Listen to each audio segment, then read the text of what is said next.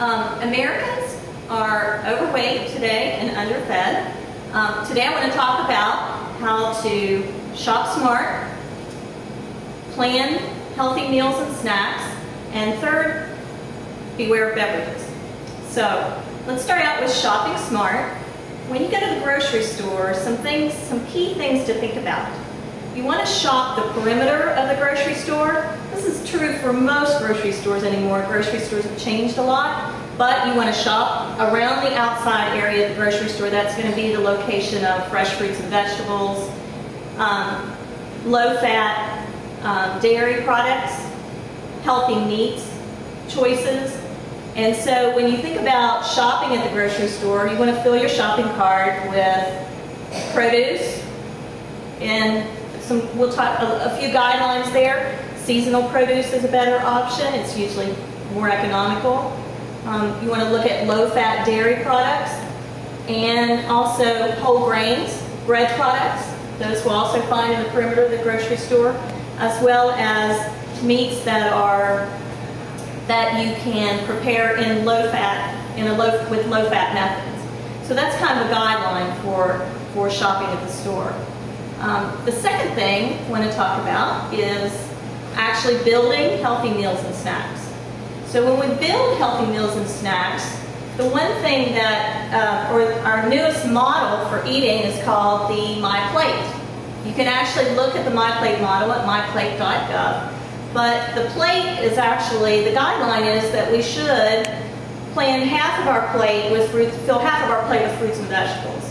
The remaining portion of that plate, a large portion, needs to be whole grains. In fact, as far as grain products we choose in our diet, we want to make half of those whole grain products. And then the fourth portion of that plate would be with our protein or meat item. And then we also want to make sure that we accompany that with a dairy product as well. So now some things to think about when you're actually building healthier plates and snacks. You know, as Americans, we're generally looking for that quick fix item in the evening when we get home for supper. So we're looking at maybe like something quick like a Velveeta cheese meal. But this is going to have a high amount of saturated fat, and we're going to have to still accompany this. If we're going to follow the MyPlate model, we're going to still have to accompany that with fruits and vegetables and possibly a little extra protein. So let's think about starting our plate with a whole grain pasta, adding some fresh fruits and vegetables to that, like broccoli, carrots. Those can be easily steamed in the microwave for just a few minutes, and added to that pasta a little bit of olive oil, and then instead of a lot of high-fat cheese, we can sprinkle some Parmesan cheese on that in a smaller portion amount, and have a better control on the amount of fat that we add. So that's just a kind of a guideline as far as, or a suggestion on a healthier meal option. Cost-wise, we're looking at about $1.75 to prepare this, as opposed to the pasta here is around $1.30, $1.39, and then both of those, in order to meet the MyPlate model, we're going to have to add vegetables and fruits to it at the same time. So now let's talk about snacks for a minute. With snacking, we know on the market nowadays there are all kinds of snacks, but the snacks that we choose for our families are important. Some of the most popular snacks with kids obviously are going to be chips, fruit snacks, higher fat options like maybe cheese curls and things like that. So in terms of choosing healthier snacks, a lot of parents are opting for things like 100-calorie snacks. That's great, but when we talk about calories, all we're getting is 100 calories. We're not getting a lot of nutritional value here. So consider instead, 100 calories are fine, but what other options are there that we can maybe choose for snacking? And the cost of these is pretty significant. Instead, if you're looking at maybe trying to get a 100-calorie snack, buy a whole grain cracker, portion it out into single serving portions yourself, and you've saved at least about 10 cents on the snack, as well as still chosen a healthier option. Also, low-fat granola bars, popcorn is also a good thing. We can pack those into lunch boxes. They can be popped ahead of time and packed into lunch boxes as well. The low-fat string cheese, that's another good option. And the best things to pack, or the quickest snacks, are actually fruits. How simple is it? You wash them and you eat them. Or in the case of a banana, you peel and eat it. So that's another good option. The third thing I want to talk about is beware of beverages. Studies indicate that teenagers particularly consume about 1/3 of their calories in beverages. And that's as opposed to 10 years ago, it was significantly lower. So think about the beverages that we're choosing in our diet. First of all, a lot of we can kind of group them into 3 different categories. First of all, we've got what I call our designer drinks. These are the things like energy drinks, fruit drinks, fruit flavored drinks mostly. There's very little fruit juice content, and sodas.